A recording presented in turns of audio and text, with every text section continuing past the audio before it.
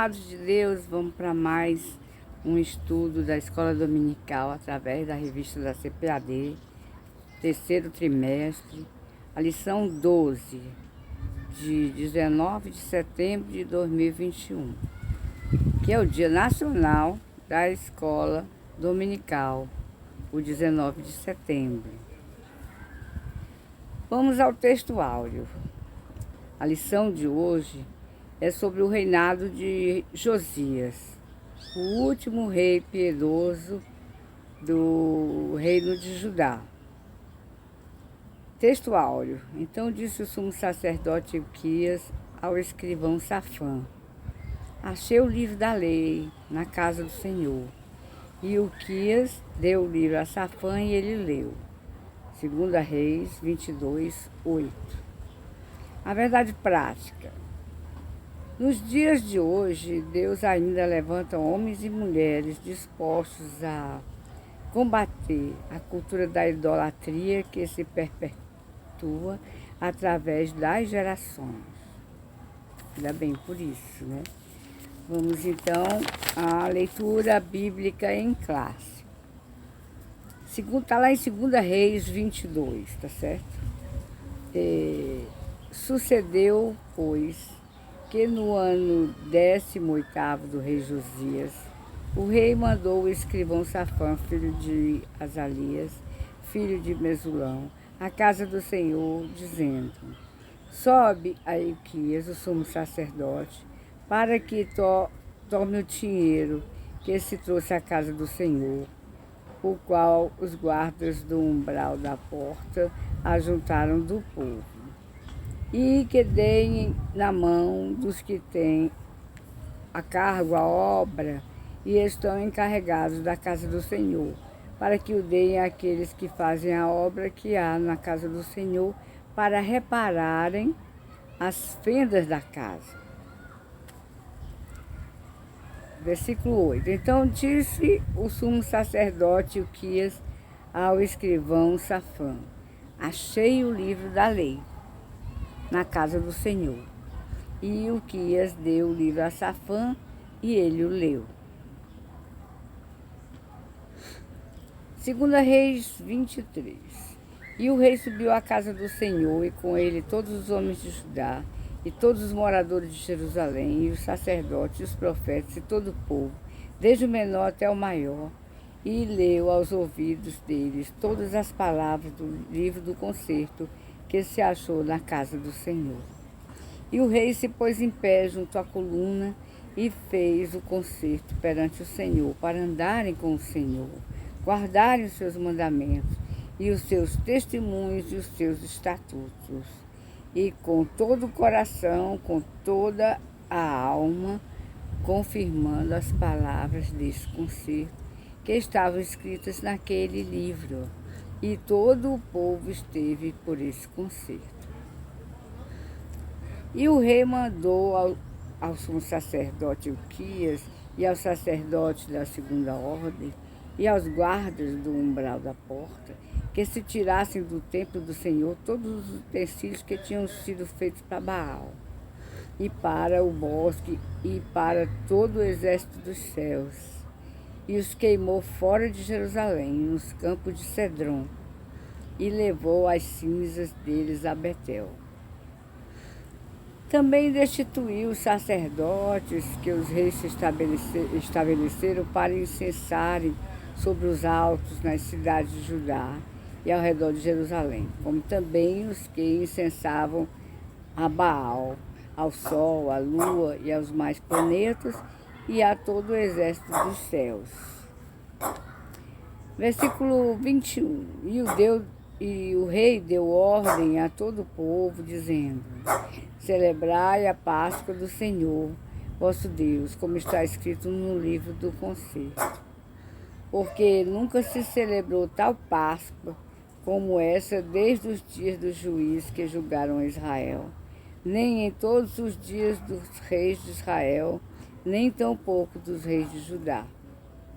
E antes dele não houve rei semelhante que se convertesse ao Senhor com todo o seu coração, com toda a sua alma, com todas as suas forças, conforme toda a lei de Moisés, e depois dele nunca se levantou outro tal. Vamos lá então para o comentário, né? O que a gente pode dizer? Voltando sempre para o estudo geral dessa revista, né? Nós estamos estudando nesse trimestre sobre os reis de Judá e de Israel. Os reinos que foram divididos, né? Era um reino só antes. Né? No tempo do filho de Salomão, o reino foi dividido em reino do norte e reino do sul. No reino do norte ficaram 10 tribos e no reino do sul 2. O reino do norte pegou o nome de Israel, que era a maioria, 10 tribos, e o reino do sul, Judá, que era só Judá e Benjamim era pequeno. E no reino do sul tinha o templo feito por Salomão. Era o lugar onde Deus tinha escolhido para que todo Israel, né, norte e sul, cultuassem a Deus. Mas o pessoal do reino do norte, o primeiro rei que foi Jeroboão, primeiro, né?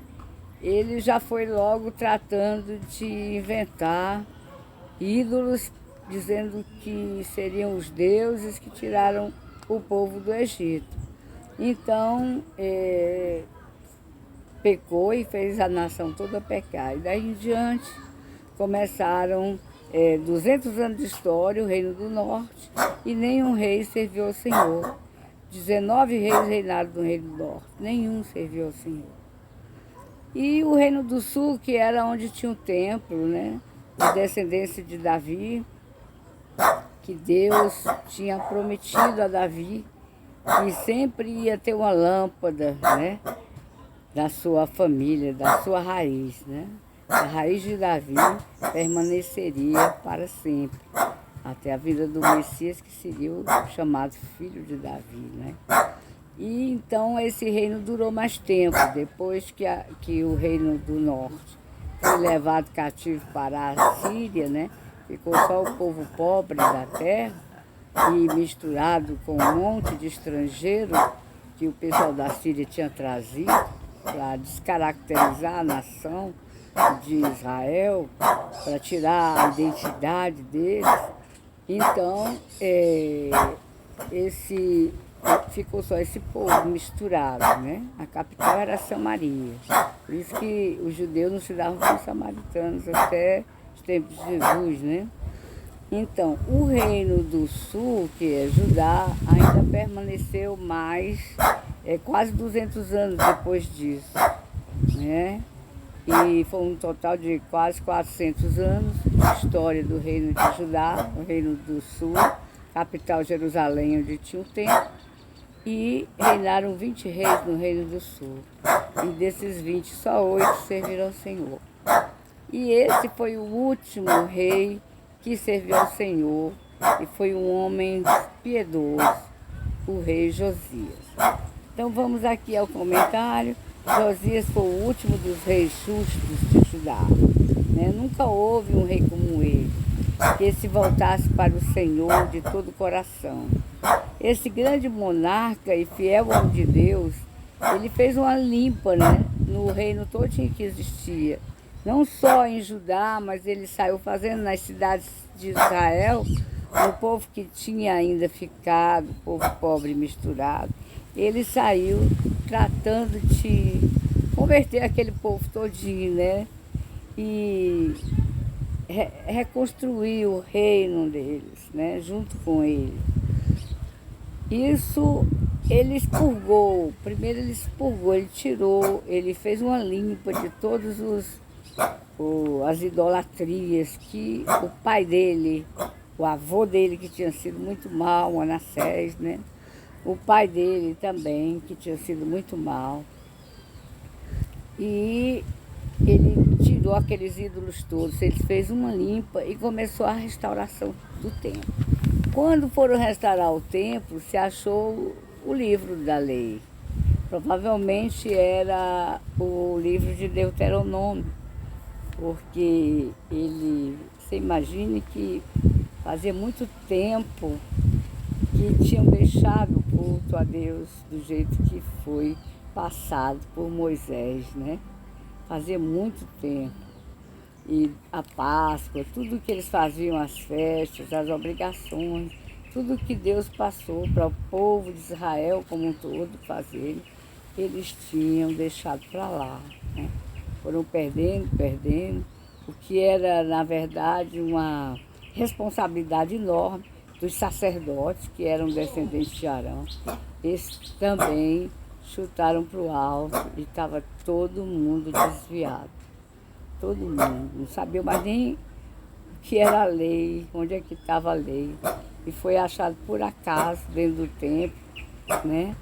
E quando eles acharam o livro, que leram para o rei Josias, houve uma mudança maior ainda. Vamos ver então.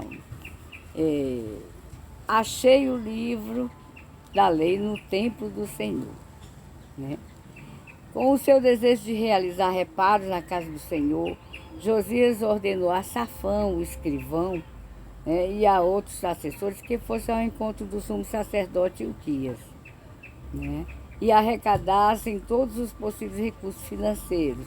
Pode-se imaginar a enorme surpresa que teve o escrivão ao receber do sumo sacerdote Ilquias a notícia de que tinha achado o livro da lei, né, dentro da casa do Senhor. Por esse relato, percebe-se como era o nível de espiritualidade daquele povo. Já não tinha mais nada, nem o livro da lei, nem a lei, né? Então, havia cumprimento de leis divinas, porque não tinha mais a lei, ninguém sabia mais de nada. Então, quando o rei ouviu, né, aqui, o rei rasgou suas vestes. Ao saber do conteúdo do livro, Safão, o escrivão, levou imediatamente ao rei Josias. O rei leu o livro tão avidamente e ficou tão pasmado no seu conteúdo, né? Foi impactado pelo conteúdo. E ele não tardou em rasgar suas vestes, como era costume deles, quando eles queriam mostrar um sinal profundo de tristeza e de consternação e de se humilhar diante de Deus, né? Ele se humilhou diante do Senhor. Ao ser impactado pela mensagem do livro, Josias não se justificou, né, em razão dos seus próprios pecados, como fazem os que não querem conformar suas vidas à vontade de Deus, né? Dar forma às suas vidas conforme a palavra de Deus. Então, o rei não culpou ninguém, né? Ele fez um meia-culpa. Ele era o culpado de não conhecer, de não saber, de não andar nas escrituras, né? Porque não tinham o livro da lei. Eles não se esmeraram, mas de repente acharam o livro da lei. E aí ele rasgou as suas vestes, demonstrando a piedade do seu coração, né? Terceiro, entendendo a vontade de Deus, por ordem de Josias, o sumo sacerdote Ilquias e os seus auxiliares foram consultar a profetisa Hulda, mulher profetisa, né? Para saberem se os pecados de Judá tinham atingido o nível de julgamento, de juízo divino, né? Porque Deus trabalha, não é por circunstâncias, é por propósitos, né? Então, quando chega no nível de saturação do mal, ele tem que lançar o juízo, porque ele é um justo juiz, né? Ele é bom, mas ele é justo, né? Então, e a profetisa Hulda, né? Ela disse que realmente confirmou que Jerusalém seria destruída, mas que isso não ia acontecer no tempo de Josias. Deus ia adiar por amor dele, né? Porque ele tinha se humilhado perante o Senhor e tinha realmente feito um avivamento através disso em toda aquela nação. Segundo, a renovação do pacto com o Senhor. A leitura do livro diante do povo. Então, Josias, ele fez com que o livro fosse lido diante de todos, né? Todos. Ele convocou a autoridade de Judá, de Jerusalém, todo o povo mais simples ao mais importante, para se reunirem no templo do Senhor e ouvirem a leitura da lei de Deus. Ouvindo a mensagem, o povo preparou o coração para uma nova aliança com o Senhor. Ele promoveu um grande avivamento espiritual ali no reino. O verdadeiro avivamento começa quando se escuta a palavra de Deus. A fé vem pelo ouvir, o ouvir da palavra de Deus. Não é o ouvir a palavra, é o ouvir da palavra. O que é isso? O ouvir da palavra é você executar a palavra, é dar ouvidos à palavra. Segundo os estudiosos rabinos, eles dizem que a tradução é essa: a fé vem pelo ouvir, o ouvir da palavra, ou seja, dar ouvidos à palavra, né? Então foi o que eles fizeram. O povo preparou o coração para uma nova aliança com o Senhor, dando ouvidos à sua palavra, para executá-la nas suas vidas, né? A nossa vida, ela é avivada, né, pelo Espírito Santo, quando ele faz morada em nós. Quando a Bíblia passa a ser ouvida, né, primeiro a gente ouve, o coração é quebrantado e a nossa vida é avivada. E o Espírito Santo faz morada dentro de nós. O avivamento, por meio da palavra, é duradouro. A destruição dos ídolos. No início da sua reforma, quando ele tinha completado 8 anos de reinado, o rei Josias reparou o templo, tirando todos os utensílios que tinham sido feitos para Baal. Além disso, ele expurgou as imundícies idolátricas de todas as cidades de Judá, né? E só voltou a Jerusalém quando todo o trabalho de limpeza havia terminado. E saiu fazendo no reino todo, inclusive na parte do reino do norte, que tinha algumas pessoas ainda, né? E tinham pessoas que queriam a Deus também. O coração de Josias, ele fervia de amor pelo Deus de Abraão, tão ultrajado por seu povo. Celebração da Páscoa. Eu achei interessante porque quando eu estava lendo a palavra, porque tem 2 textos que falam da história do rei Josias, né? Um está lá em Crônicas, 23, se eu não me engano, e esse aqui que está em 2 Reis 22, né? Aliás, está em Crônicas, eu acho que é 34. Então, a celebração da Páscoa, quando ele diz que nunca se celebrou a Páscoa como ele, né? E nunca mais tinham celebrado a Páscoa desde o tempo de Juízes. E eu achei assim interessante, eu disse, e Ezequias, né? Ezequias é o tataravô dele. Ezequias também celebrou a Páscoa, por que não contou como essa? Aí eu li para lá, li para cá, li de novo, li lá em Ezequias, li a história dele aqui de Josias, e eu entendi, porque em Ezequias não tinha o livro da lei, eles só tinham a tradição oral, que foi passada, né, de pai para filho, ainda existia alguma coisa, e eles fizeram a Páscoa, né, do jeito que eles tinham ouvido. Mas aqui não, aqui teve um quebrantamento por causa da palavra. Teve uma mudança muito grande e foi feito como manda o figurino. O figurino estava lá, né, em Deuteronômio, exatamente o livro que eles acharam, mostrando como é que se devia fazer e executar a vontade do Senhor. Celebração da Páscoa e a restauração do culto e dos ofícios do templo. Somente depois de 18 anos do reinado de Josias, né, foi que ele conseguiu comemorar a primeira Páscoa. Essa foi a maior celebração desde os tempos do profeta Samuel. Olha aí, né? Samuel foi o último juiz. Então, Josias também restabeleceu a liturgia do culto, o sacerdócio, os diversos ofícios que eram praticados no templo, né? Porque agora ele tinha o caminho das pedras, né? Ele tinha tudo por escrito, como é que se devia fazer. E eram, assim como os sacerdotes, levitas, cantores, guardas do templo, todos esses cargos, né, foram realmente restituídos para essas pessoas, né? Então, em segundo lugar, a maior Páscoa da monarquia.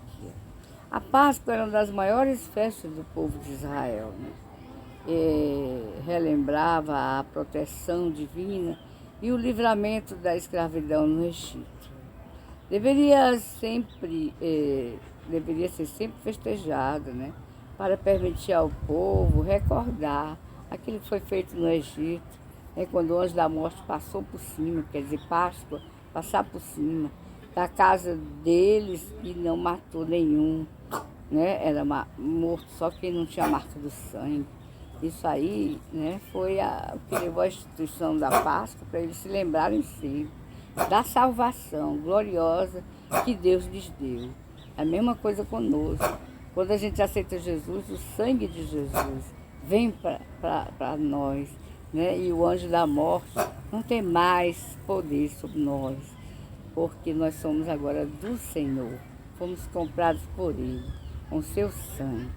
Então, essa Páscoa, eu acho que hoje os cristãos deviam sempre lembrar da Páscoa, fazer que nem os judeus, não com aquela liturgia deles, mas sempre glorificar o nome de Jesus, sempre lembrar nas igrejas, fazendo teatros, mostrando ao povo, né, a história da Páscoa no Velho Testamento. Eu creio que devia se dar mais ênfase à Páscoa, né? No caso, os cristãos deviam dar. Após então a maior Páscoa, né, feita pela monarquia, após achar o livro da lei do Senhor, derrubar os altares, fazer aquela limpa, né, ele realizou o maior festejo do seu tempo. Nunca houve Páscoa tão fervorosa.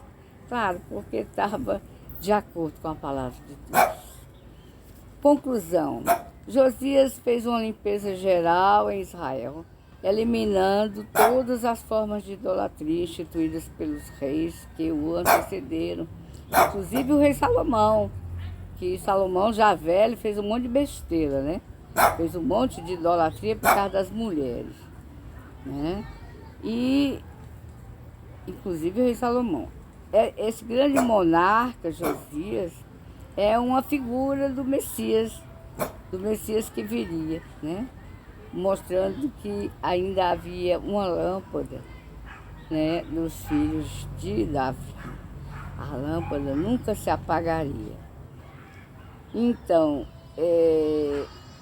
não prevaleceria o paganismo, mas que a raiz de Judá voltaria, né, a brotar. É como diz lá no livro de Gênesis, quando Jacó abençoou os filhos, ele disse: o cetro não se afastará de Judá. Né? Que coisa linda, a palavra toda se cumpre, porque é a palavra de Deus. Por ela a gente tem vida, vida com abundância. Que Deus abençoe cada um.